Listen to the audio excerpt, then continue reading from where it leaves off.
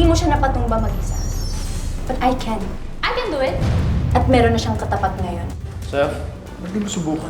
I think it would be a great idea if Seth moves in with us.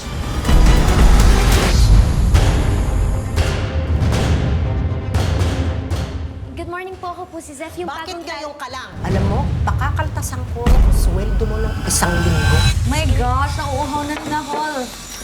Sir, oh my gosh! Well, I'll teach you a lesson in coordination. Elijah, ano ba? Elijah! Huwag na huwag kang magkakamali na magsumbong kay Dad. Kundi malalagot ka rin. What happened? Nagkakatuwaan lang po, sir. Pasok, bilis mo yan! Uy, teka lang! Saan po yung malapit na sakayan dito? Walang dumadaang tricycle dito. Kailangan nyo pa lumabas ng village. Elijah, did I tell you be nice to your sister?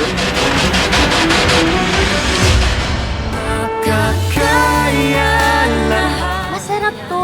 Try mo lang. Kung gusto kong isang tao, pinapakita ko.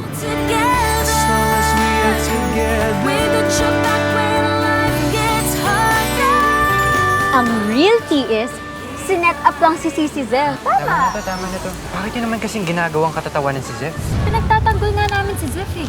Ash, teka lang, sandali. Ano ba nangyayari sa'yo? May feelings ka pa rin ba kay Zeph? Zeph, I'm sorry. Kung pwede ko lang bawiin yung nangyari. Baby, sorry ah. Pero hindi kita pinapatawad.